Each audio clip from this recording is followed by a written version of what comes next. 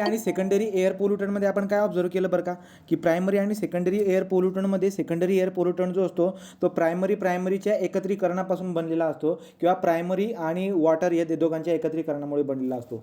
मग आपण याच्यात काय बघितलं बरं का, जो की आपला फोटोकेमिकल स्मोक असतो तो फोटोकेमिकल स्मोक तयार झालेला असतो कशापासून, तर नायट्रोजनचे ऑक्साईड असेल, हायड्रोकार्बन असेल, वॉटर असेल, या तिघांच्या एकत्रीकरणापासून ऑक्सिजन, आपलं ओझोन झाला, फॉर्मल्डिहाइड झाला आणि पॅन, हे तीन आपल्याला तयार होताना दिसायला भेटत असतात. बरोबर. नंतर मग आता हा जो काही पॅन आहे, हा पॅन जो आहे तो या पॅनमुळे आपल्या डोळ्यामध्ये जी काही जळजळ व्हायला लागून जात असते. तर जो फोटोकेमिकल स्मोक तयार होत आहे त्या फोटोकेमिकल स्मोकमधला असा एक घटक आहे पॅन, त्याच्यामुळे आपले डोळे जे काय आहेत ते जळजळ करायला लागून जात असतात. हा पॅन जो काय आहे ना, या पॅनमुळे हिल रिॲक्शन पण घडत असते. कोणती हिल रिॲक्शन? ही हिल रिॲक्शन कशामध्ये घडत असते? प्लांटमध्ये हिल रिॲक्शन म्हणजे काय बरं का, ते त्यांचे फोटोसिंथेसिस रिॲक्शन जी काय ना तिला थांबवायचं काम करते. मी बी तसं काहीतरी आहे एक. ठीक आहे, तो क्वेश्चन येईल पुढे जाऊन आपण बघूया. आता पुढे काय असते, तो एक पहिला क्वेश्चन आपण कव्हर केला की स्मॉगमधला जो पॅन आहे त्याच्यामुळे डोळे जळजळ करतात. पुढे हां, तर आता काय म्हणलेलं आहे, खालीलपैकी द्वितीयक हवा प्रदूषक, तो आपला काय बरं का, सेकंडरी एअर पोल्युटंट कोणकोणते असतात? ओझोन, सल्फ्युरिक ॲसिड आहे, नंतर ओझोन आहे, नंतर आपल्याकडे पॅन आहे किंवा फॉर्मल्डिहाइड आहे. So formaldehyde, pan, ozone, sulphuric acid हे आपल्याला चांगल्या पद्धतीने माहिती आहे. त्याचं उत्तर असणार आहे पॅन. नेक्स्ट पुढे जर बघायला गेलं तर काय बरं का, नेक्स्ट क्लोरोफ्लोरोकार्बनची निर्मिती कशापासून होत असते? तर क्लोरोफ्लोरोकार्बनची निर्मिती कशापासून होय, आपण माहिती आपल्याला चांगल्या पद्धतीने आपण डिटेलमध्ये बघितलेलं आहे बरं का. काय की क्लोरोफ्लोरोकार्बन जो की तो कुठे कुठे असतो, तो असतो आपल्या रेफ्रिजरेटरमध्ये, तो असतो याच्यामध्ये AC मध्ये असतो, रेफ्रिजरेटरमध्ये असतो, किंवा ते फोम असतात त्या फोममध्ये असतात, किंवा आपण फोममध्ये असतो, किंवा पुढे जर बघायला गेला तर अजून कुठे कुठे असतो, ते उपकरणे असतात समथिंग, ते इलेक्ट्रिकल ॲप्लियन्स असतात, त्यांना स्वच्छ करण्यासाठी पण याला यूज करत असतात, आपल्या याला क्लोरोफ्लोरोकार्बनला. बरोबर. अजून बघायला गेलं तर काय, तो बऱ्याच ठिकाणी क्लोरोफ्लोरोकार्बनचं प्रमाण तुम्हाला दिसायला भेटेल. याचं उत्तर काय असणार आहे आता? रेफ्रिजरेटर आणि एअर कंडिशनरच्या गळतीपासून. बरोबर. ठीक आहे, तो रेफ्रिजरेटर आणि एअर कंडिशनरमध्ये जे की ना कुठेतरी असेल ते केमिकल यूज करत असतात. रेफ्रिजरेटरमध्ये आपण अजून एक केमिकल यूज करतो, तो म्हणजे अमोनिया. हा अमोनिया आपण काय यूज करत असतो, तर कुलंट म्हणून आपण अमोनियाला यूज करत असतो. तो क्लोरोफ्लोरोकार्बनची निर्मिती जी की आहे ती रेफ्रिजरेटर, एअर कंडिशनरच्या गळतीपासून होत असते. पुढे खालीलपैकी किरणोत्स रेडिओक्टिव्ह गॅसेस, आता इथं जे ना यांचं चुकलेलं आहे. ठीक आहे, यांना रेडिओक्टिव्ह गॅसेस नाही, यांना म्हणायचं आहे green house gases. So green house gases कोणकोणते असतात आपल्याला सांगा रे पटपट. सो ग्रीन हाऊस गॅसेस कोण आहेत बरं का. ग्रीन हाऊस गॅसमध्ये जर बघायला गेलात तर तुम्हाला पहिले ग्रीन हाऊस गॅसेससाठी जे की आहे आपल्याकडे बरेचसे होते. मिथेन होता, कार्बन डायऑक्साईड होता, राईट. तो मिथेन आहे, कार्बन डायऑक्साईड आहे, नंतर CFC आहे, नंतर नायट्रस ऑक्साईड आहे, HFC आहे. ओके. नंतर पार्टिक्युलर मॅटर आहे, नंतर वॉटर व्हेपर आहे, नंतर आपण त्याला जो ओझोन म्हणत असतो ग्राउंड ओझोन आहे. बरोबर. नंतर कार्बन मोनॉक्साईड आहे. तर बरेचसे घटक आपल्याला दिसायला भेटत असतात. मग आता याच्यावरती क्वेश्चन एक नाही, मोकार क्वेश्चन विचारलेले आहेत, लक्षात ठेवायचं. तो खालीलपैकी तुम्हाला काय रेडिओक्टिव्ह नाही, तो काय आहे, तुम्हाला प्रश्न काय विचारला त्यांनी, ग्रीन हाऊस गॅसेस. तर ग्रीन हाऊस गॅसेसमध्ये काय काय असणार मग आता, कार्बन डायऑक्साईड, मिथेन असणार आहे, नायट्रस ऑक्साईड असणार आहे आणि क्लोरोफ्लोरोकार्बन जे काही हे असणार आहे. कार्बन डायऑक्साईडचं प्रमाण किती असतं रे, जर का समजा ग्लोबल वॉर्मिंग जर का होत असेल तर ग्लोबल वॉर्मिंगमध्ये कार्बन डायऑक्साईडचं प्रमाण किती असतं? 60%. राईट. तो 60% जे ना ग्लोबल वॉर्मिंगचं प्रमाण आपल्याला दिसायला भेटत असतं. मिथेन जर बघायला गेलं तर मिथेनचं प्रमाण किती दिसायला भेटेल? मिथेनचं प्रमाण आपण बघितलं होतं, मिथेनचं प्रमाण किती आहे बरं का, मिथेन 11 ते 15% मी बोललो मिथेनचं. बरोबर. नायट्रस ऑक्साईड जर बघायला गेला तर नायट्रस ऑक्साईड 6% आपल्याला दिसायला भेटतो आणि क्लोरोफ्लोरोकार्बन जो आहे तो 14% आहे. हे व्हॅरिएशन दिसायला भेटेल. गुगलवरती बघायला गेला तर काहीतरी व्हॅल्यू होणार आहे, इथे व्हॅल्यू होणार आहे. ठीक आहे, तर थोडी अंदाजी व्हॅल्यू लक्षात ठेवायची. कार्बन डायऑक्साईडचं प्रमाण जास्त असतं कशामध्ये, तर ग्लोबल वॉर्मिंगमध्ये. हां, पुढे काय, खालीलपैकी प्रदूषक जैव विघटनशील नाही, म्हणजे काय बरं का, तो आपण म्हणू शकतो की बायोलॉजिकली डिकम्पोज होत नाही बा. खालीलपैकी कोणता असा पदार्थ आहे जो बायोलॉजिकली डिकम्पोज होत नाही. आता जे काही आपलं हे असतात सांडपाणी ज्याला म्हणतो आपण, वॉटर जे की सिवेज वॉटर असते, ते सिवेज वॉटर काय बायोलॉजिकली काय होऊ शकते बरं का, सडू शकतं. नंतर घरातील कचरा पण काय बायोलॉजिकल कचरा असतो घरामध्ये असणार. आपण सॉफ्ट पे, इथे कॅन्स मेन्शन केले, कॅन्स मीन्स वॉट, त्या जे काही बाटल्या वगैरे असतील त्या बाटल्यांचं जे काही कवर असेल ना ते यावं, राईट का.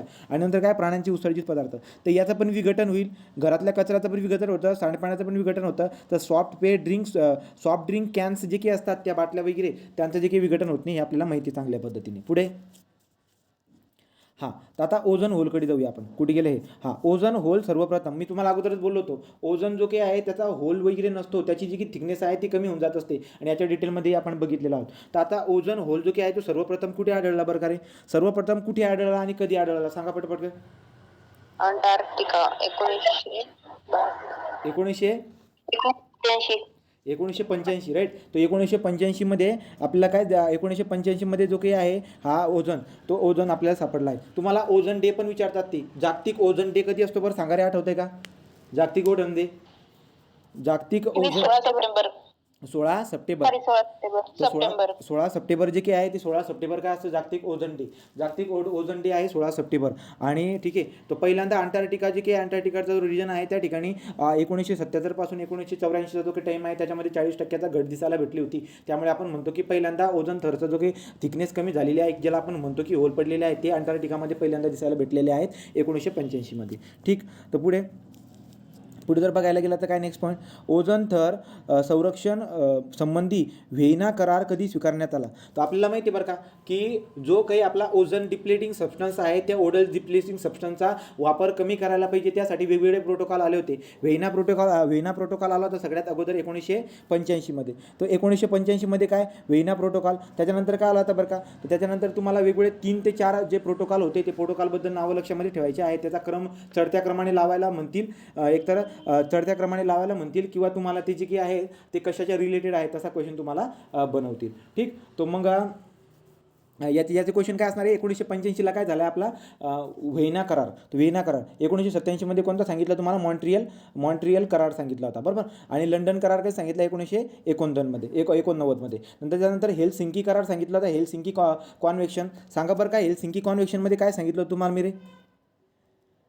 हेलसिंकी कॉन्व्हेन्शनमध्ये काय कोणता पॉईंट सांगितला होता की जो मॉन्ट्रियल करार जो काही आहे त्याचा फेरविचार करण्यात आला. याच्यामध्ये हा जो काही प्रोटोकॉल किंवा हा जे काही गाईडलाईन प्रोव्हाइड केलेली आहे, या गाईडलाईन कोणाकोणाला आवडल्या नव्हत्या? USAला, UKला, जपानला आवडल्या नाही, त्यांनी ते काही स्वीकार केला नाही. आणि इंटरनॅशनल मेट्रोलॉजिकल फंड जे काही आहे या गाईडलाईन्सवरून इंटरनॅशनल मेट्रोलॉजिकल फंडची स्थापना झालेली आहे याच्यानुसार, राईट. तर हा पॉईंट आपण कव्हर केलेला आहे. सो देअरफॉर याचं उत्तर असणार 1985. प्रश्नाचं उत्तर आहे 1985. नेक्स्ट.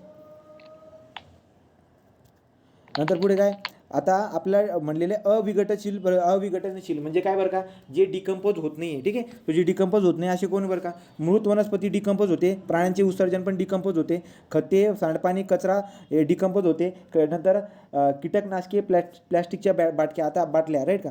इथं कीटकनाशके आणि प्लॅस्टिकच्या बाटल्या जे काही आहेत हे जे काही आहेत हे अविघटनशील असावेत असं मला वाटते, राईट. नंतर पॉलिथिन, पिशव्या, DDT जे काही आहे ना, हे सुद्धा जे काही आहे ना, हे सुद्धा अविघटनशील असायला पाहिजे. त्याचं उत्तर 2 आणि 4 एकदम बरोबर आहे. ठीक आहे. तर 2 आणि 4 जे काही आहेत, कीटकनाशके आणि प्लॅस्टिकच्या बाटल्या जे काही आहेत त्या काही होणार नाही. खते आणि सांडपाणी, आता इथे जर ऑब्झर्व करायला गेलं ना, खते आणि सांडपाणी जे काही ते सडतात, पण हे दोघं काही सडणार नाही. तो कीटकनाशके, प्लॅस्टिकच्या बाटल्या, पॉलिथिनच्या पिशव्या, DDT जे काही ते सडत नाहीत. हे पोल्युटंट सडत नाहीत. ठीक आहे. पुढे खालीपैकी कोणता पर्याय हरित निवास? सो तुम्हाला काय विचारलं जातं का? ग्रीन हाऊस तुम्हाला ग्रीन हाऊस गॅसेसची लिस्ट विचारलेली आहे. मी तुम्हाला सांगितले ग्रीन हाऊस क्रमाने लक्षात ठेवायचं. मिथेन 11 ते 15%, कार्बन डायऑक्साईड 60%, राईट. नंतर पुढे जर बघायला गेलात तर CFC असतो, कार्बन मोनॉक्साईड आहे, पर्टिक्युलर मॅटर आहे, समथिंग क्लोरोफ्लोरोकार्बन पण आहे. क्लोरोफ्लोरोकार्बन किती वाटे? 14% वाटा आपण बघितला होता. ठीक आहे. वॉटर वेपर पण आहे. मग आता कोणते असतील बरं? आता उत्तर असेल काय? कार्बन डायऑक्साईड, नंतर ओझोन, क्लोरोकार्बन, नायट्रोजन ऑक्साईड. बघा बरं का रे कोणतं उत्तर असेल याचं? आता हे ग्राउंड ओझोन राहिलं असतं तर आपण उत्तर लगेच देऊन दिलं असतं. आपण वाचून बघूया. नायट्रोजन ऑक्साईड, नंतर क्लोरोफ्लोरोकार्बन. नायट्रोजन ऑक्साईड नसतो, राईट की नाही? नायट्रोजन ऑक्साईड काय असतो? नायट्रोजन ऑक्साईड जो आहे ना, कूलिंग करायचं काम करतो. नायट्रोजन ऑक्साईड नाही आहे, नायट्रस ऑक्साईड. ठीक. मग आता अजून काय का? इथेन, कार्बन, नायट्रोजन ऑक्साईड इथं आहे, इथं पण नायट्रोजन ऑक्साईड आहे, इथं पण नायट्रोजन ऑक्साईड. याचं उत्तर मी ए देणार. ठीक. तर इथं पण नायट्रोजन ऑक्साईड आहे, इथं पण नायट्रोजन ऑक्साईड आहे. मग आता चेक करावं लागेल, 1 मिनिट. आता चेक करावं लागेल की इथेन आहेत ना, इथेन नायट्रस ऑक्साईड कुठे दिसतोय का? Nitrogen oxide. आता इथं जर ऑब्झर्व करायला गेलो तर कार्बन डायऑक्साईड, क्लोरोफ्लोरोकार्बन हे 2 जर दिसायला भेटतात. इथं पण कार्बन डायऑक्साईड, क्लोरोफ्लोरोकार्बन आहे. इथेन नाही आहे, ठीक आहे. चला इथेन नाही आहे. पुढे इथून इथेन नाही आहे, इथं पण इथेन. तो इथेनवरून तुम्ही गाळू शकतात, परंतु हा नायट्रोजन ऑक्साईड नसतो. ॲक्च्युली त्या ठिकाणी काय असतं बरं का, नायट्रस ऑक्साईड असतं. त्यांना नायट्रस ऑक्साईड म्हणायचं असेल तो ऑप्शन ए जो की आपला करेक्ट आहे, राईट. कारण की तुम्हाला मी सांगितलं याच्या हे सांगितलं ते NO नंतर NO2 आणि N2O याच्यापैकी जो की आपला ग्रीन हाऊस गॅस कोणता असतो, N2O असतो, ज्याला आपण नायट्रस ऑक्साईड म्हणत असतो, ठीक आहे. पुढे जाऊ. हां, आता हा वाला पॉईंट सीसे जे काही आहे तुम्हाला याच्याबद्दल मी सांगितलं होतं बरं का रे. मर्क्युरी आणि सीसे जे लीड जे काही आहे त्यांचे परिणाम मी तुम्हाला सांगितलेले आहेत. बघा बरं का काय काय त्यांचे परिणाम. मर्क्युरी आणि लीड याचे परिणाम काय काय सांगितलेले होते. लीडचं परिणाम सांगितलं. सगळ्यात अगोदर लीड कुठून भेटत असतो, लीड कुठून भेटत असतो बरं का. आपले जे ऑटोमोबाईल्स आहेत त्या ऑटोमोबाईल्समधून ऑटोमोबाईलचे जे काही आहेत कार्बन मोनॉक्साईड सोबत लीडचं प्रमाण पण बाहेर येत असतं. पेंट जे काही असतात पेंटमध्ये लीडचा वापर करत असतात, ठीक आहे. नंतर जे की स्मेल्टिंग इंडस्ट्री आहे त्या स्मेल्टिंग इंडस्ट्रीमध्ये या लीडचा वापर करत असतात. सिरॅमिक्स जे काही आहे सिरॅमिक्स बनवण्यासाठी लीडचा वापर करत असतात. आणि जे काही कीटकनाशके आहेत त्या कीटकनाशकांमध्ये पण लीडचा वापर करतात. तर कीटकनाशकांमध्ये सिरॅमिक्समध्ये स्मेल्टिंग इंडस्ट्रीमध्ये नंतर पेंट्स बनवण्यासाठी आणि स्वयंचलित वाहनं जे काही आहेत त्यांच्या उत्सर्जनामधून जे काही आहे बाहेर निघत असते हा लीड, ठीक आहे. तर मग आता बघा बरं, आता क्वेश्चन काय विचारलाय. लीडच्या शोषणाने किंवा सेवनाने मानवी आरोग्यास अपाय होतो.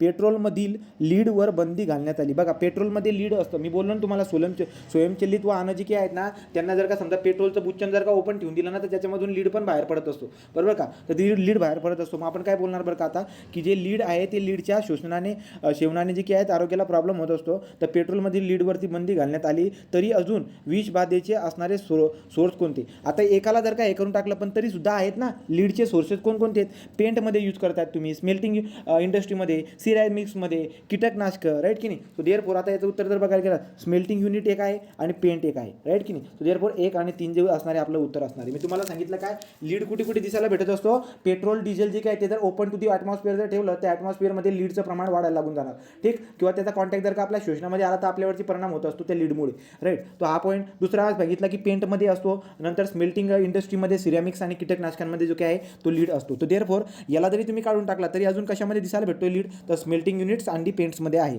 ठीक. नंतर पुढे मर्क्युरीबद्दल पण सांगून देतो. मर्क्युरी कुठे दिसायला भेटत असतं बरं का, ज्याप्रमाणे लीडला आपण यूज केलेला आहे कीटकनाशकांमध्ये त्याप्रमाणे मर्क्युरी जे काही आहे त्या मर्क्युरीला आपण यूज करत असतो बुरशीनाशकांमध्ये. तो बुरशीनाशकांमध्ये यूज करत असतो, पेंटमध्ये यूज करत असतो. नंतर सौंदर्य प्रसाधने वगैरे काय असतात ना त्याच्यामध्ये, आणि पेपर पल्प. तो पेपर पल्पमध्ये, पेंट्समध्ये, बुरशीनाशकमध्ये आणि सौंदर्य प्रसाधने जे काही आहे त्याच्यामध्ये मी यूज करत असतो मर्क्युरीचा, राईट. आणि मर्क्युरीचा वापर जर का जास्त झाला तर त्याच्याने काय परिणाम होत असतात. तर मर्क्युरीमुळे जे काही आहे मर्क्युरीचा जास्त वापर जर केला तर नर्वस सिस्टीम जे काही आहे नर्वस सिस्टीम, नंतर आपलं जे काही लिव्हर आहे लिव्हर झालं तर लिव्हर ब्रेन हे सगळे डॅमेज होत असतात मर्क्युरीमुळे, ठीक आहे. तर पुढे जर बघायला गेला तर पुढचा पॉईंट आहे आता हा वाला. ओझनचे की हे होत आहे ओझन डिप्लिशनचे की म्हणत असतो आपण. तर ओझन डिप्लिशन सबस्टन्समध्ये क्लोरोफ्लॉर्म कार्बनचा वापर कशासाठी होत असतो, ठीक आहे. तो आपल्याला विचारलं की बाबा क्लोरोफ्लोरोकार्बन. तर क्लोरोफ्लोरोकार्बन आपल्याला कशापासून भेटत असेल बरं का. प्लास्टिक फोम उत्पादन, नंतर काय म्हटले ट्यूबलेट्स टायर उत्पादन, काही इलेक्ट्रॉनिक भाग स्वच्छ करण्यासाठी, बरोबर. तर क्लोरोफ्लोरोकार्बनचा वापर आपण काही इलेक्ट्रॉनिक्स पार्ट जे काही त्याला स्वच्छ करण्यासाठी यूज करत असतो. एरोसोल कॅन्समध्ये प्रेशराइज एजंट म्हणून एरोसोल्समध्ये आपण वापर करत असतो. एरोसोल माहीत आहे इलेक्ट्रॉनिक्स पार्टला स्वच्छ करण्यासाठी आपण यूज करत असतो. अजून कुठेतरी फोम पण दिसायला भेटते, ठीक आहे. तो फोम हा बघा हा फोम शब्द उचलतोय, राईट, इलेक्ट्रॉनिक भाग स्वच्छ करण्यासाठी. आणि हे 3 जे काही आहेत हे 3 आपण घेत आहोत. तर याचं उत्तर जे काही असणार आहे आता ट्यूबलेट टायर उत्पादनमध्ये आपण त्याचा काही वापर करत नाही. तर क्लोरोफ्लोरो कार्बनचा जेवढे तुम्ही आता तुम्हाला बोललेले आहे मी त्याच्यानुसार उत्तर द्यायचं. याचं उत्तर आहे 1, 3 and 4. 1, 3, 4 जे काही याचं उत्तर मी पुन्हा वाचून दाखवतो बघा. Aerosols and spray. So aerosols आणि स्प्रे वगैरे जे काही असतात त्याच्यामध्ये प्रोपेलंट म्हणून क्लोरोफ्लोरोकार्बनचा वापर करत असतात. रेफ्रिजरेटर आणि जे काही आपले हे आहेत रेफ्रिजरेटर आणि AC वगैरे जे आहेत त्याच्यामध्ये क्लोरोफ्लोरोकार्बनचा वापर करत असतात. इलेक्ट्रॉनिक्स उपकरणांना स्वच्छ करण्यासाठी आपण वापर करत असतो, राईट. आणि नंतर पुढे जर बघायला गेलात तर फोम जे काही असतात त्या फोमिंग एजंट म्हणून यूज करत असतात. देअरफॉर प्लास्टिक फोम 1, 2, 3 हे उत्तर याचे बरोबर राहणार आहेत, ठीक. UPSC 2012 मध्ये क्वेश्चन विचारले. तर UPSC मध्ये जे ना आता एखादा पोरगा काय करणार सरळ ऑल ऑफ दी अबव करून टाकणार. तर UPSC मध्ये असेच क्वेश्चन बनत असतात जास्त करून, ठीक. पुढे जाऊ.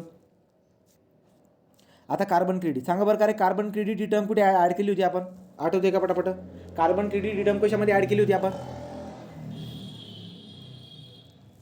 Kyoto protocol. राईट का. तो क्योटो प्रोटोकॉल जो की आहे क्योटो प्रोटोकॉल 1997चा जो क्योटो प्रोटोकॉल आहे तो क्योटो प्रोटोकॉल कोणाचा हिस्सा असतो तर तुम्हाला सांगितलं होतं बरं का मी काय बरं का. तर जो काही आपला COP3 आहे COP3 UNFCCC हा जो काही आपला कन्व्हेन्शन होतं त्याच्या अंडरमध्ये दरवर्षी सभा भरली जात होती. तिसरी सभा जी की होती 1997ला भरलेली. 1997ची सभा कुठे भरली होती सांगा रे. 1997ची सभा कुठे भरली होती UNFCCची COP सभा जपानमधल्या कोटा ठिकाणी. जपानमधल्या कोटा ठिकाणी जी की आहे ती सभा भरली होती. आणि त्या सभेमध्ये काय काय झालं होतं त्या सभेमध्ये जे की आहेत बरेचसे प्रिन्सिपल सांगितले होते, बरेचसे मेकॅनिझम सांगितले होते, बरेचसे गाईडलाईन प्रोव्हाइड करून दिले होते. गाईडलाईन मोस्टली कोणत्या देशांसाठी होते जे इंडस्ट्रीयल देश आहेत किंवा जे डेव्हलप्ड देश आहेत त्यांच्यासाठी जे की आहेत गाईडलाईन प्रोव्हाइड करून ठेवली होती. गाईडलाईन काय प्रोव्हाइड करून दिली होती बरं का कोटा प्रोटोकॉलमध्ये म्हटलं होतं की जे असे काही देश आहेत ज्यांचे कार्बनचं इमिशन सगळ्यात जास्त आहे किंवा 1990पर्यंत जास्त असेल किंवा मागच्या 150 वर्षामध्ये सगळ्यात जास्त असेल त्यांना आता कार्बनचं इमिशन कमी करायला पाहिजे. त्यासाठी क्योटो प्रोटोकॉल काढला होता. कारण की त्यांच्या इमिशनमुळे काय होत असतं आपला जो की ग्लोबल वॉर्मिंगचा इफेक्ट आहे तो इफेक्ट आपल्याला दिसायला भेटत होता. ठीक आहे. तर मग आता क्योटो प्रोटोकॉलमध्ये आपण काय केलं होतं बरं का. तो जो काही अनेक्स बी होता अनेक्स बीमध्ये बरेचसे देश बघितले होते आपण. तर अनेक्स बीमध्ये 37 देश होती. त्यांना काय सांगण्यात आलं होतं की 2008 पासून 2012 आपण 2012पर्यंत बोललो होतो राईट का.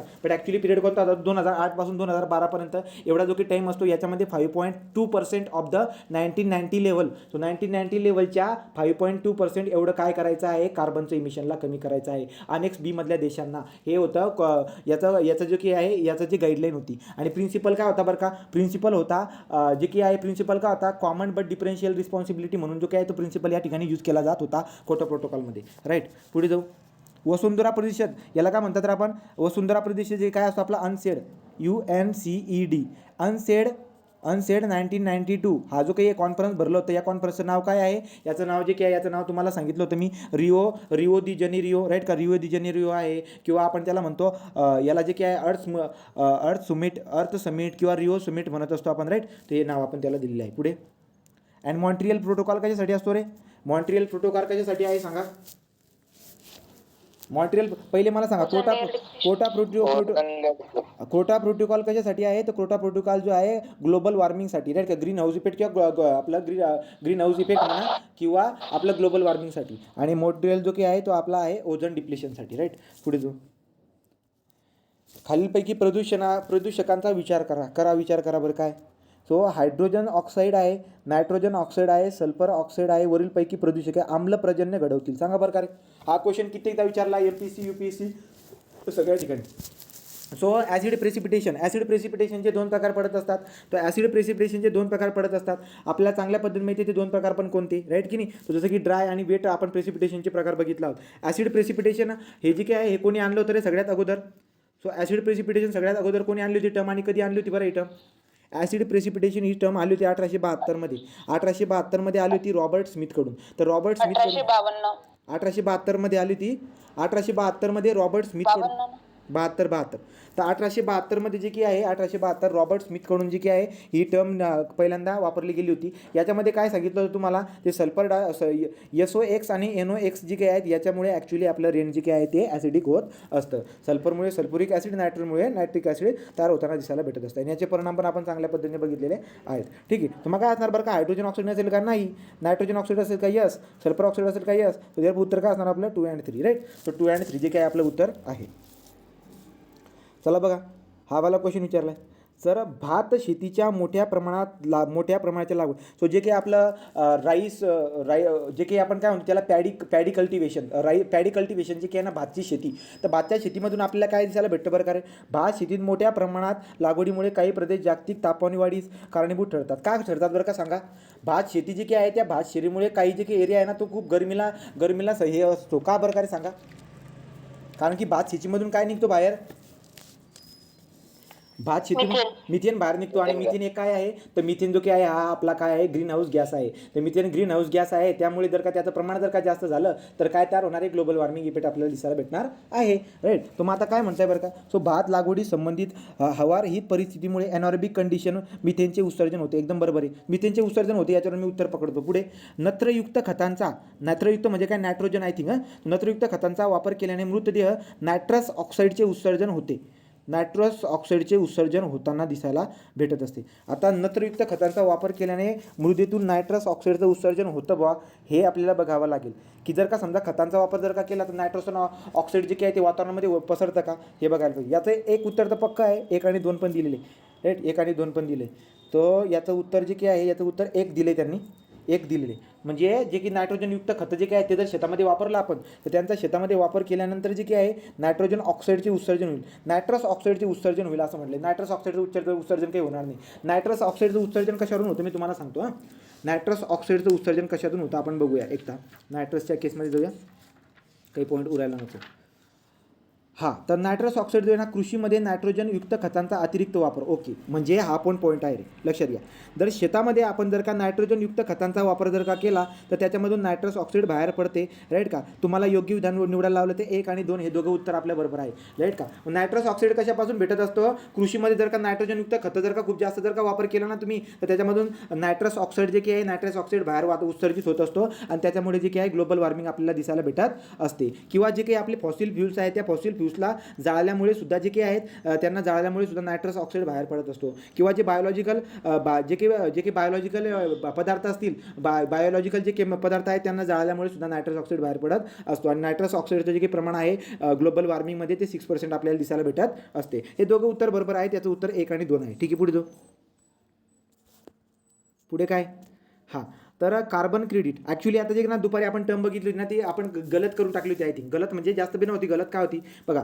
तो आपण काय बघितलं बरं का, आपण बघितले होते 3 मेकॅनिझम बघितले होते, राईट का. तर जो काही प्रोटोकॉल होता क्लोटा प्रोटोकॉल जो काही आपला तो आला तो त्या प्रोटोकॉलमध्ये आपण काय बघितलं होतं बरं का. तो जो काही आपला प्रोटोकॉल होता त्याच्यामध्ये आपण ऑब्झर्व केलं होतं की काही मेकॅनिझम होते. मेकॅनिझम 3 प्रकारचे मेकॅनिझम सांगितले होते. एक म्हणजे इमिशन ट्रेडिंगचं एक मेकॅनिझम होतं. दुसरं मेकॅनिझम मी तुम्हाला सांगितलं होतं, दुसरं मेकॅनिझम कोणतं होतं बरं का आपला, तर जॉईंट इम्प्लिमेंटेशनचं एक हे होतं, राईट. आणि एक जे काही आहे ते क्लीन मेकॅनिझम म्हणून समथिंग काहीतरी एक होतं, ठीक आहे. ते 3 जे काही आहेत आपण 3 मेकॅनिझम बघितले होते. त्या 3 मेकॅनिझमपैकी तुम्हाला आठवत असेल कोणतं बरं का, की जो काही कार्बन क्रेडिटबद्दल आपण बघितलं होतं इमिशन ट्रेडिंगमध्ये कार्बन ट्रेडिंग एक कन्सेप्ट असते. ॲक्च्युली कार्बन ट्रेडिंग याच्यात नाही तर सगळ्यांमध्ये कार्बन ट्रेडिंग असते. कार्बन ट्रेडिंग म्हणजे काय बरं का, समजा आपण बोललेलो आहोत, समजा इंडिया आहे आणि हे जपानने यूज किती केलं आहे, जपानला 100 यूज करायला लावले. मी स्वाट कार्बनचं जे इमिशन आहे, कार्बन डायऑक्साईडचं इमिशन आहे तुमच्याकडून 100 युनिटच व्हायला पाहिजे. 1 युनिट म्हणजे काय, एक AAUची व्हॅल्यू किती सांगितली होती, 1 टन कार्बन डायऑक्साईड इमिशन. तर 1 ton carbon dioxide emission is equal to 1 AAU. What is long form of AAU रे. AAU म्हणजे काय, असाइन अमाऊंट युनिट. तर assign amount unit, 1 assign amount unit is equal to 1 ton carbon dioxide emission, right. So मग आता भारताला 100 AAU दिलेला आहे आणि जपानला पण 100 AAU दिलेला आहे. परंतु भारत यूज किती करतोय बरं का, किंवा वातावरणामध्ये किती इमिशन करतोय, फक्त 90च करतोय. पण जपान जे की ना, जपान डायरेक्ट 110 करतोय. म्हणजे त्याला जे की ना 100च करायला लावलेलं आहे, की 100च बाहेर वातावरणामध्ये 100च एवढं इमिशन कर, पण त्याने जास्त करून टाकले, 110 एवढं करून टाकले. आणि त्याने 110 एवढं जर का समजा केलं तर काय करावं लागेल बरं का, त्याला दंड भरावा लागेल. आणि दंड कसा भरेल बरं का, तो त्याला दंड कसा भरावा लागतो, त्याला जावं लागतं अशा देशाकडे की ज्या देशाने काहीतरी उरवलेले. आता भारताने 10 उरवलेले आहेत, राईट की नाही. 100 त्याला वापरायला लावलं होतं की 100 वातावरणामध्ये 100 हे करू शकतो तू, पण भारताने 90च कार्बन डायऑक्साईडचं उत्सर्जन वातावरणामध्ये केले, 10 उत्सर्जन केलं नाही. मग आता जपान काय करते, जपानने तर जास्त उत्सर्जन करून टाकलं इकडे, जपानला दंड भरावा लागेल. मग जपान काय करते, जपान देते भारताला पैसे, जपान भारताला पैसे देत असते, ठीक आहे. जपान भारताला पैसे देत असते आणि जो काही आपला भारत आहे, भारत जे काही आहे जपानला कार्बन क्रेडिट देत असतो. तर भारत जो काही आहे, भारत जपानला कार्बन क्रेडिट देत असतो. तर भारत जे काही आहे, भारत जपानला कार्बन क्रेडिट देऊन देईल. हे बघ भाऊ, माझ्याकडे किती आहेत, माझ्याकडे किती युनिट उरलेत, 10. ते 10 क्रेडिट घे, हे 10 क्रेडिट घे आणि मला पैसा दे, राईट का. अशा पद्धतीने होतं ते, ठीक. सो मग झालं हे. आता पुढे जर बघायला गेलं तर काय, आता क्वेश्चन काय विचारले बघा, कार्बन क्रेडिट संदर्भात खालीलपैकी विधान योग्य नाही, राईट का. हा क्वेश्चन इंग्रजीमध्ये झाला होता, आपल्या PDF मध्ये मागच्या लेक्चरमध्ये कव्हर केला होता आपण. काय बरं का, कार्बन क्रेडिट ही व्यवस्था क्योटो प्रोटोकॉल अंतर्गत येते. एकदम बरोबर. तो कार्बन क्रेडिट जी काही आहे ती क्योटो प्रोटोकॉलमध्ये येत असते. पुढे जर बघायला गेलं तर उत्सर्जन कोट्यापेक्षा कमी उत्सर्जन असणाऱ्या देशांना किंवा गटांना कार्बन क्रेडिट्स दिले जात असते. उत्सर्जन कोट्यापेक्षा कमी उत्सर्जन असणाऱ्या देशांना देशांना किंवा गटांना कार्बन क्रेडिट दिले जात असते. ॲक्च्युली हे वाक्य जे ना हे वाक्य चुकलेलं आहे. ठीक आहे, हे वाक्य चुकलेलं आहे. तो हे वाक्य चुकलेलं आहे, आपण असं राहू देऊ. कसं तिथं पण चुकलेलं होतं ते. कार्बन क्रेडिट कोण देतो? भारत कार्बन क्रेडिट देतोय समजा जपानला. याचा अर्थ काय होतोय? भारतने जे की ना भारतला 100 यूज करायला लावलं तर भारताने 90 यूज केलेत. भारताकडे 10 कार्बन क्रेडिट आहेत, ज्याला AAU म्हणतात ना, त्यालाच कार्बन क्रेडिट म्हणतो आपण. तर भारताकडे 10 कार्बन क्रेडिट आहेत. 10 कार्बन क्रेडिट याला देईल या देशाला आणि त्याच्याकडून पैसे घेऊन घेईल, राईट की नाही. तर अशा पद्धतीने ते घडत असतं. तर कार्बन क्रेडिट देऊन देतो आणि हे करतो. तर पुढे बघू बरं काय, कार्बन डायऑक्साईड उत्सर्जनाची वाढ रोखणे हे कार्बन क्रेडिट व्यवस्थेचे उद्दिष्ट आहे. एकदम बरोबर आहे, राईट का. असं का करावं लागतं? कारण की जो देश जास्त वापर करून जो की ना कार्बनचं इमिशन करतोय ना, तो रोखेल तरी कम से कम, त्यामुळे अशी शिक्षा द्यावी लागत असते, राईट. सो हे पण बरोबर आहे. पुढे संयुक्त राष्ट्रसंघ कार्यक्रम UNEP वेळोवेळी निर्धारित केलेल्या किमतीला कार्बन क्रेडिटचा व्यापार चालतो. नाही, तसं काही नाही आहे. तो जेवढं काही उरलेलं आहे UNEPच्या बेसिसवरती काम नाही करत येते. कार्बन क्रेडिट माझ्याकडे जेवढं उरलेलं आहे तेवढं माझ्याकडून घ्या आणि मला पैसे द्या, या नियमावरती जे काही आहे ते काम होत असते. तर त्यामुळे हे जे काही आहे हे चुकलेलं आहे, हे चुकलेलं आहे आणि हे पण चुकलेलं आहे. आता तिथं जे काही ना आपण याला बरोबर म्हणलो होतं, कारण की वाक्यरचना आपल्याला काही समजली नव्हती, राईट. सो हे जे काही आहेत हे दोन आपले काय आहेत, हे दोन बरोबर आहेत. पुढे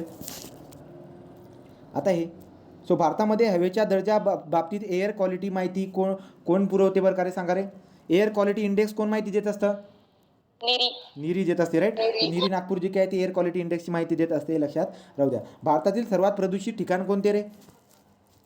तर भारतातील सगळ्यात प्रदूषित चंद्रपूर. आणि कशामुळे ते सगळ्यात खराब आहे बरं? Thermal power plant. तर थर्मल पॉवर प्लांट जी काय आहे, थर्मल पॉवर प्लांटमुळे जे काही चंद्रपूर सगळ्यात भारतामधलं सगळ्यात प्रदूषित शहर ओळखलं जात असते. ठीक आहे, तो झालं. पुढे जाऊ.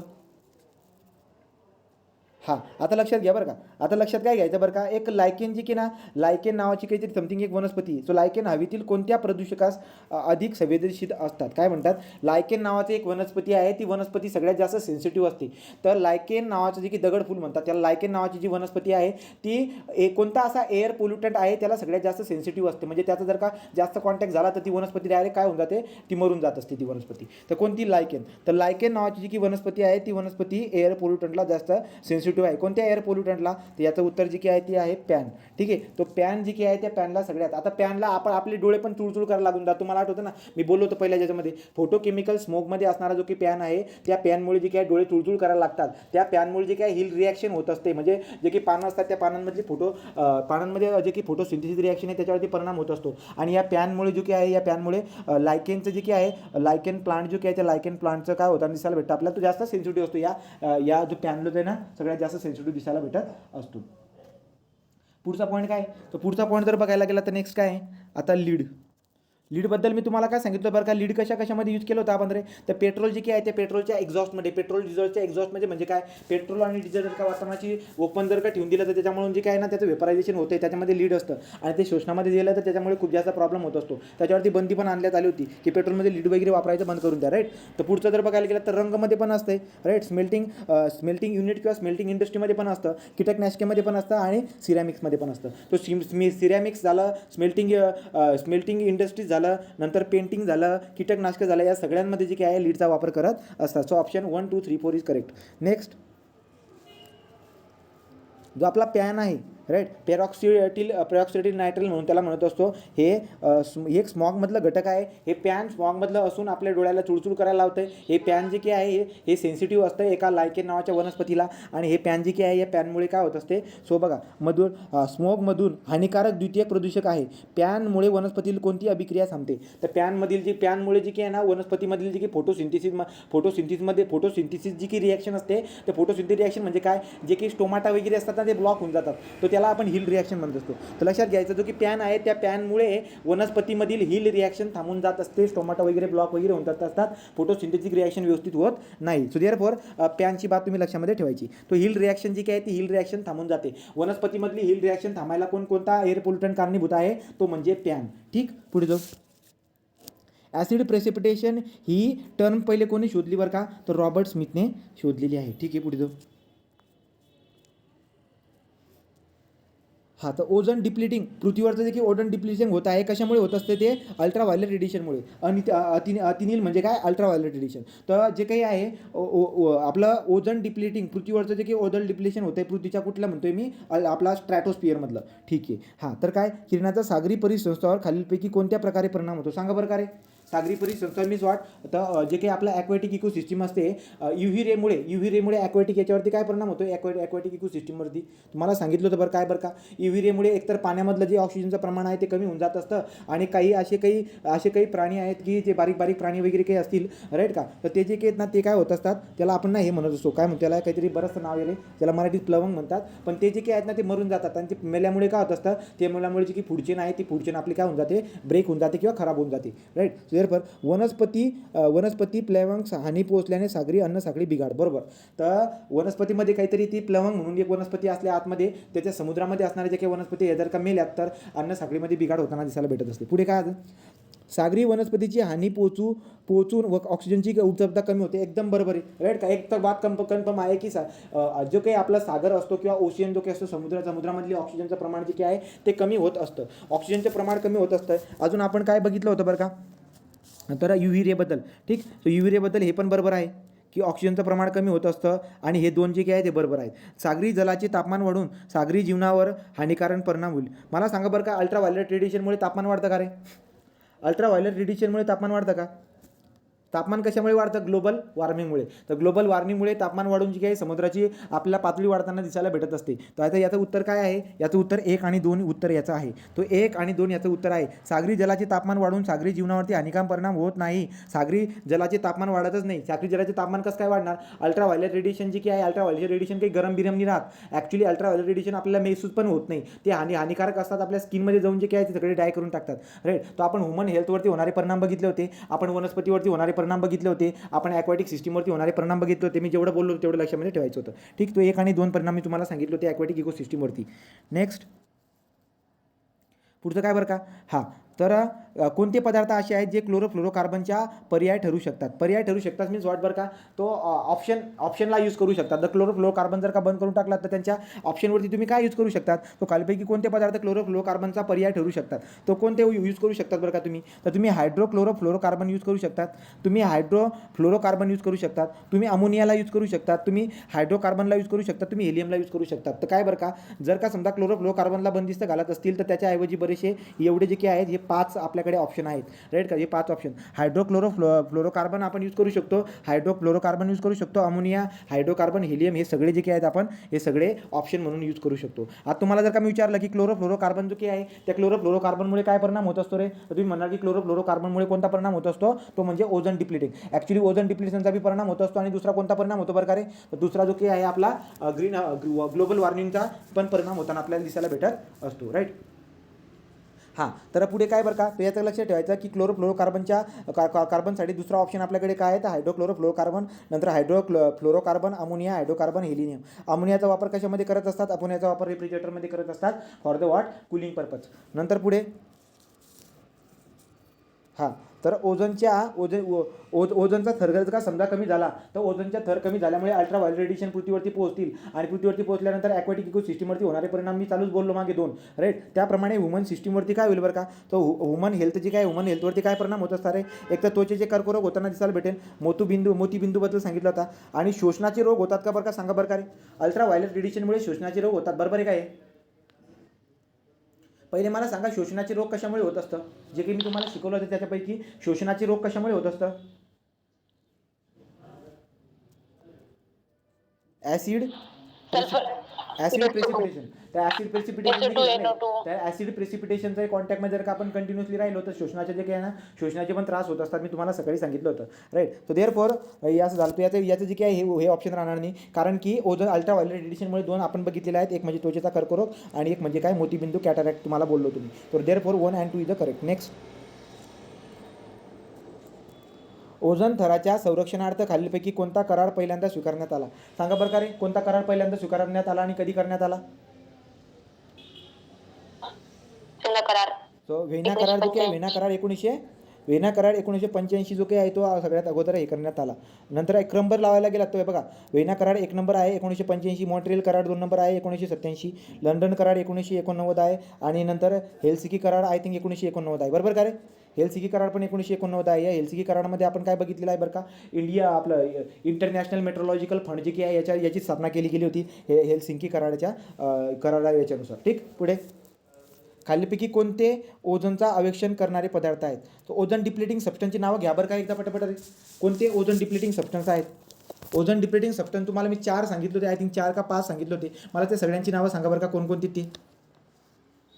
एक आहे क्लोरोफ्लोरोकार्बन आहे, राईट. सगळ्यात इम्पॉर्टंट जो होता तो आपला क्लोरोफ्लोरोकार्बन आहे, राईट. So chlorofluorocarbon. नंतर तुम्हाला हेलॉन्स सांगितलं होता, क्लोरोफ्लोरोकार्बन, हेलॉन्स सांगितला, मिथाईल क्लोरोफॉर्म आणि carbon tetrachloride. So methyl chloroform आणि कार्बन टेट्राक्लोराईड हे जे काही आहेत हे दोन कोणत्या याच्यामध्ये, कोणत्या करारामध्ये हे आपलं ओझोन डिप्लेटिंग सबस्टन्स म्हणून घोषित करण्यात आले होते सांगा रे. मिथाईल क्लोरोफॉर्म आणि कार्बन टेट्राक्लोराईड. तर मिथेन क्लोरोफॉर्म आणि कार्बन, राईट का, तो लंडन करार 1989 मध्ये. हां, तर मग आता मी तुम्हाला काय सांगितले, ओझोन डिप्लेटिंग सबस्टन्समध्ये क्लोरोफ्लोरोकार्बन, हॅलॉन्स सांगितला, मिथाईल क्लोरोफॉर्म सांगितला, कार्बन टेट्राक्लोराईड सांगितला. आणि एक जो काही होता ना, आपण 1992चा जो काही परिषद भरली होती, कोपनहेगन परिषद 1992, त्याच्यामध्ये आपण मिथाईल ब्रोमाइड जो काही ना त्याला आपण ओझोन डिप्लेटिंग सबस्टन्स म्हणून घोषित करून टाकला होता. तर मग आता सांगा मला तुम्ही, हायड्रोक्लोरोफ्लोरोकार्बन, नंतर हायड्रोफ्लोरोकार्बन, मिथाईल क्लोरोफॉर्म, ठीक, तो मिथाईल क्लोरोफॉर्म, कार्बन टेट्राक्लोराईड. आता मला सांगा तुम्ही, हा जो काही आपला नायट्रस ऑक्साईड आहे हा पण आहे. हा नायट्रस ऑक्साईड कुठून येतो बरं का रे, सांगा बरं का. नायट्रस ऑक्साईड हा जे की ना सुपरसोनिक जेट जे असतात ना विमानं, ते विमानं जे उडत असतात कोणत्या, स्ट्रॅटोस्फिअरमध्ये उडणारे जे विमानं आहेत त्यांच्या उत्सर्जनामधून NO आणि NO2 बाहेर पडत असतो.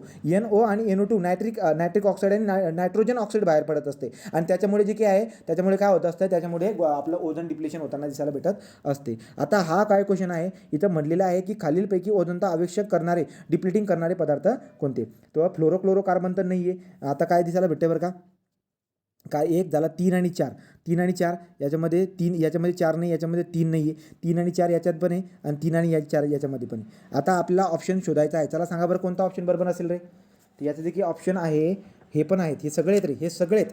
हे बघा, हे जे काही ऑप्शन आहेत ना, याचे ऑप्शन जे आहेत ना, हे ऑप्शन आहेत बघा. मला सांगा क्लोरोफ्लोरोकार्बनचे ऑप्शन कोणकोणते आहेत, पर्याय आहेत ना त्याचे. क्लोरोफ्लोरोकार्बनचे ऑप्शन कोणकोणते आहेत, ते आहेत हे आहेत हायड्रोक्लोरोफ्लोरोकार्बन्स, हे आहे, राईट का. तो बरेचसे आहेत. तर ते जे काही आहे ते लक्षामध्ये ठेवायचे तुम्ही. तर याच्यामधला आता बघा, सो देअरफॉर हे बरोबर आहे, हे बरोबर आहे, आणि हे पण बरोबर आहे. काय बरं का, हायड्रोक्लोरोफ्लोरोकार्बन. तर याचं उत्तर जे काही आहे, याचं उत्तर आहे आपलं 1, 3, 4, 5. 1, 3, 4, 5 हे आपलं उत्तर आहे. हायड्रोक्लोरोफ्लोरोकार्बन HCFC आणि मिथाईल क्लोरोफॉर्म, कार्बन नंतर कार्बन टेट्राक्लोराईड जो काही आहेत, हे तिघं जे काही आहेत आपले ओझोन डिप्लेटिंगमध्ये काम करत असतात. ठीक आहे, याच्यावरती पण क्वेश्चन आहे, तो लक्षामध्ये ठेवून घ्या. पुढे जाऊ. खालीलपैकी कोणता ओझोनचा आवेक्षक करणारा पदार्थ आहे, झाला ना. हां, हे वाला बघा. इंटरनॅशनल मेट्रोलॉजिकल फंडची स्थापना कोणत्या करारानुसार झाली सांगा रे. हेलसिंकी. ठीक आहे, तो हेलसिंकी करार जो काही आहे 1989 मध्ये झालेला हेलसिंकी करारानुसार. नेक्स्ट, खालीलपैकी कोणता पदार्थ ओझोनचा आवेक्षक घडून आणणारा नाही आहे, ओझोनचा आवेक्षक करून आणणारा नाही आहे, सांगा बरं का कोणता. कार्बन टेट्राक्लोराईड आहे, मिथाईल ब्रोमाइड पण आहे. मिथाईल ब्रोमाइड आपण बघितलं ना, मिथाईल क्लोरोफॉर्म आहे. तर मिथाईल क्लोरोफॉर्म झाला, मिथाईल ब्रोमाइड झाला, कार्बन टेट्राक्लोराईड झाला. हायड्रोजन सल्फाईड जो काय आहे तो घडून आणत नाही. ओके, हायड्रोजन सल्फाईड घडून आणत नाही. नेक्स्ट, अंटार्क्टिका ओझोन विवरण सर्वप्रथम कोणत्या. तो अंटार्क्टिकावरती जे की ओझोनचं होल होतं ते सर्वप्रथम कधी दिसायला भेटलं होतं, तर 1985 मध्ये दिसायला भेटलं होतं, आपल्याला माहिती. नेक्स्ट, क्लोरोफ्लोरोकार्बन, पहिले सांगा बरं का रे, क्लोरोफ्लोरोकार्बन नैसर्गिक आहे का मानव निर्मित आहे. क्लोरोफ्लोरोकार्बन नैसर्गिक का मानव निर्मित आहे रे. मानव निर्मित. तो मानव निर्मित असणारा हा क्लोरोफ्लोरोकार्बन 1928 मध्ये तयार झाला होता. प्रथम कोणी वापरण्यात आणले होते बरं का, प्रथम कोणी वापरात आणले होते, कोणी आणले होते वापरण्यात सगळ्यात पहिले, जनरल मोटर्स. ठीक आहे, जनरल मोटर. नेक्स्ट, ओझोनचा आवेक्षक करणाऱ्या नायट्रस ऑक्साईडचं प्रमुख स्रोत कोणतं.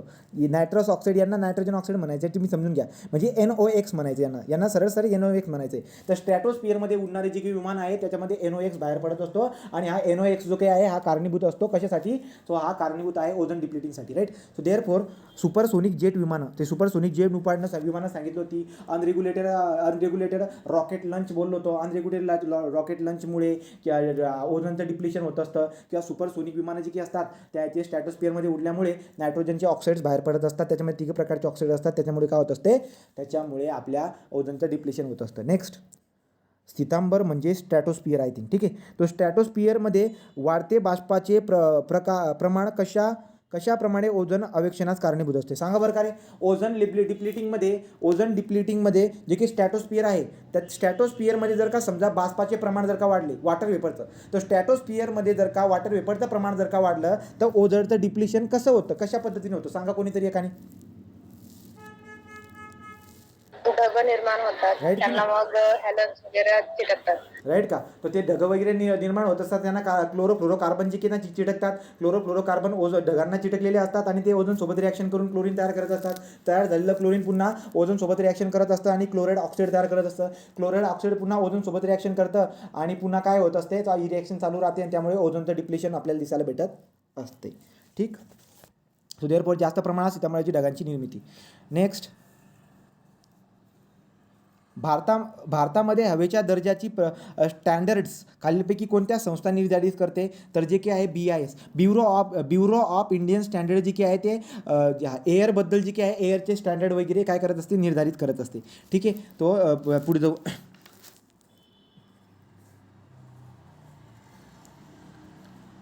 हरितगृह परिणामाबाबत खालील विधानांचा विचार सांगा बरं का. आता काय काय विचार करता येईल आपल्याला.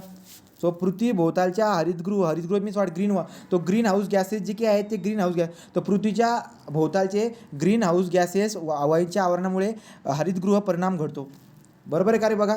सो पृथ्वीभोवतालच्या ग्रीन हाऊस गॅसेसमुळे ग्रीन हाऊस इफेक्ट आपल्याला दिसायला भेटत असतो. आपण तिथं थांबून घेऊ तरी इतक्यात कळणार. पुढे जाऊ.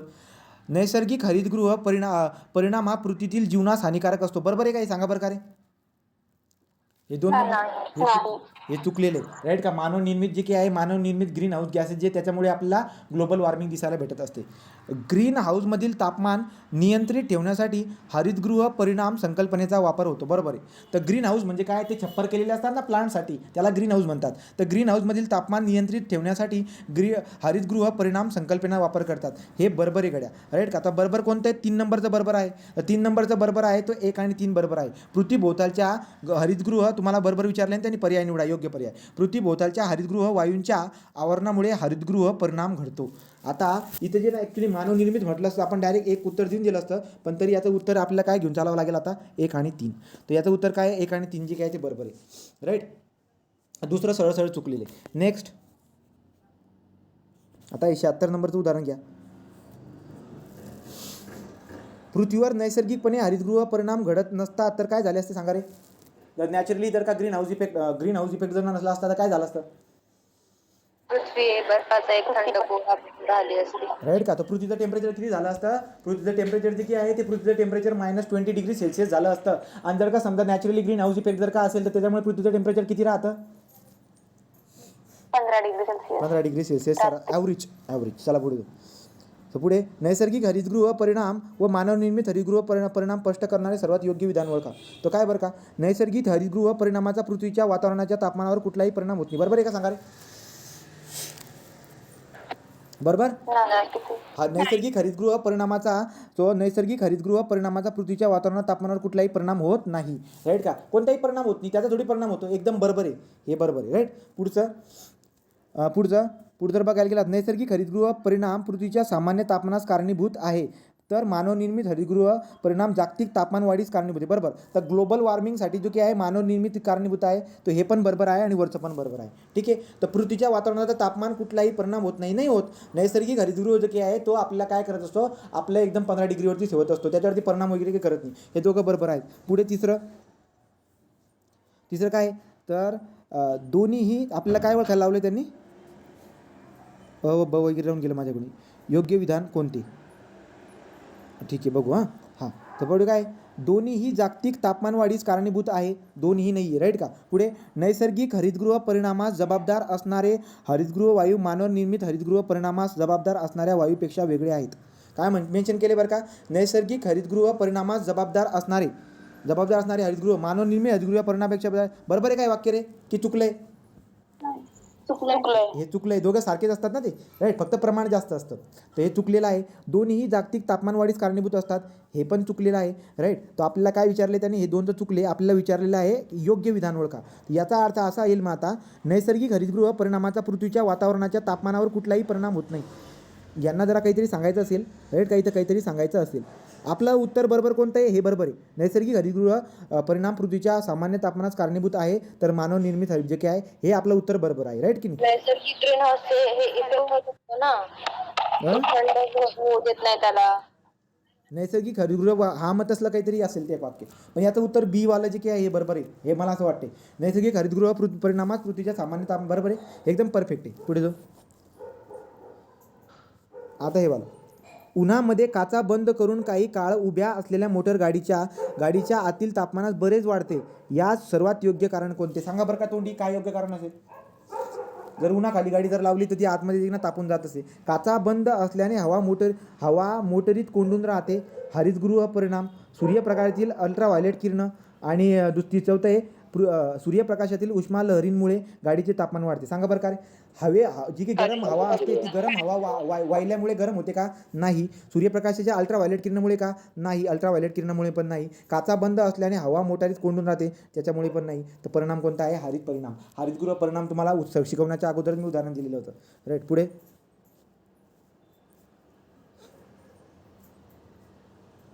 आता हे चला, आता म्हणलेलं आहे की अयोग्य जोडी, चुकीची जोडी ओळखायला लावली. तर इथून आपण शिकूया. तर बघा बरं का, मिथेन आपल्याला कुठून भेटत असतो? मार्शी लँडमधून, बरोबर आहे. तो मार्शी लँडमधून, जसं की टुंड्रो जे काय, टुंड्रो जे दलदलीचे प्रदेश असतात, दलदली मीन्स वाट मार्शी लँडमध्ये नंतर किंवा आपलं तांदळाचं जे की शेत असतं तिथून मिथेनचं प्रमाण सगळ्यात जास्त निघतं. त्या मिथेनचं प्रमाण जास्त निघाल्यामुळे जे काय त्या ठिकाणी ग्लोबल वॉर्मिंग आपल्याला दिसायला भेटत असते. पुढे क्लोरोफ्लोरोकार्बन वैद्यकीय निर्जंतुकी पदार्थ. निर्जंतुकी म्हणजे काय? धुण्यासाठी, राईट का? एकतर इलेक्ट्रिकल पदार्थ धुण्यासाठी किंवा मेडिकलचे जे काही पदार्थ आहेत त्यांना धुण्यासाठी सुद्धा क्लोरोफ्लोरोकार्बनचा वापर करतात, हे पण बरोबर आहे. हो, हे पण बरोबर आहे. नंतर नायट्रस ऑक्साईड जैव वस्तुमान ज्वलन, बरोबर आहे. तर नायट्रस ऑक्साईड कुठून भेटत असतं? तुम्हाला बोललो होतो की वावरामध्ये नायट्रोजनयुक्त जर का पदार्थ खतं म्हणून जर का टाकले तर त्याच्यामध्ये नायट्रस ऑक्साईड बाहेर पडत असतो, किंवा जे काही आपले पदार्थ आहेत त्या पदार्थांना जाळल्यामुळे, फॉसिल फ्यूलला जाळल्यामुळे, किंवा जे की आपले हे जे काही आहेत आजूबाजूला असणारे जे काही पदार्थ असतात त्यांना जाळल्यामुळे जे काही आहेत ना, म्हणजे हे बरोबर आहे, राईट का? हे बरोबर. पुढे ट्रायक्लोरोमिथाईल संरक्षण.